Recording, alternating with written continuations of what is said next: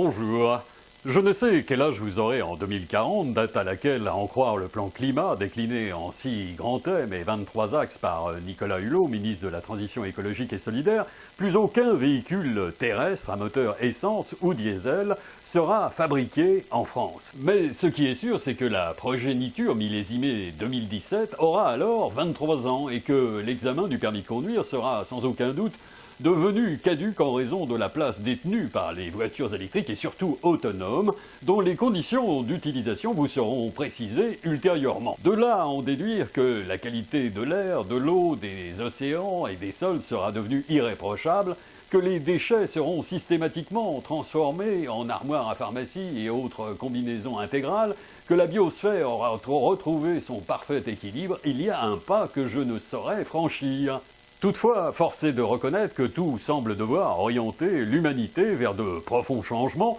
porteurs de développement durable à l'échelle mondiale. Il est intéressant d'observer qu'à l'occasion du G20 qui se tenait à Hambourg récemment, le volet climat était inscrit parmi les dossiers brûlants. Constatant l'obstination de Donald Trump à refuser l'accord climat de Paris, Emmanuel Macron en a profité pour sortir un joker en annonçant la tenue le 12 décembre prochain à Paris d'un nouveau sommet climat. Une façon de confirmer la vocation de la France qui souhaite devenir leader dans ce domaine et attirer ainsi tout ce que la science, la recherche, l'innovation comptent de talent. Au-delà des mesures annoncées par Nicolas Hulot, qui demanderont pour un certain nombre d'entre elles d'être étayées de précisions sonnantes et trébuchantes, le président a tenu à souligner que le sommet climat 2017, organisé à Paris, devra, selon ses propres termes, identifier les projets qui pourront ainsi être financés et manifesteront une avancée concrète de l'engagement international pris par les 195 États signataires.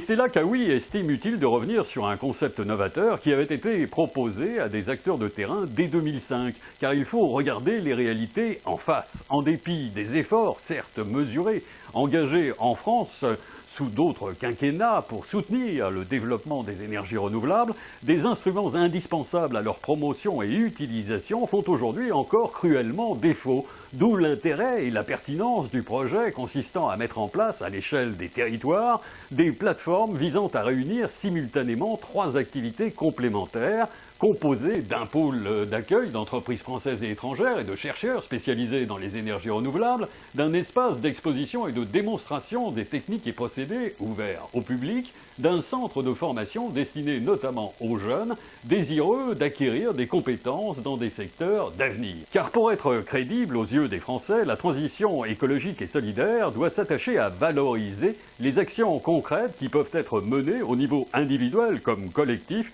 pour passer le cap de la transition énergétique. Par ailleurs, ce secteur d'avenir passe inévitablement par la formation d'hommes et femmes qui appartiennent à la génération qui fera bouger les lignes et saura acquérir les compétences recherchées. L'occasion de donner à l'accord climat, comme au plan climat, une dimension économique, environnementale, mais aussi sociale. Ce secteur d'avenir, qui passe par l'utilisation des nouvelles technologies high-tech, pourra alors constituer une véritable opportunité en termes d'activité et encourager la création d'entreprises de toute taille, conduites non seulement à équiper la France, mais aussi à exporter. Pour ne rien vous cacher, ce concept novateur de plateforme multi-activités axé sur la transition énergétique et l'innovation, avait été dès 2005 soumis à quelques élus locaux, qu'il s'agisse du maire de Honfleur, de Deauville, mais aussi du Havre, que dirigeait alors Édouard Philippe, aujourd'hui Premier ministre. Mais à l'époque, l'accord climat de Paris n'était pas né, et les défis climatiques ne constituaient pas encore de véritables priorités. On peut donc légitimement penser que l'heure est venue désormais de se doter des moyens pour assurer conjointement développement économique, préservation de l'environnement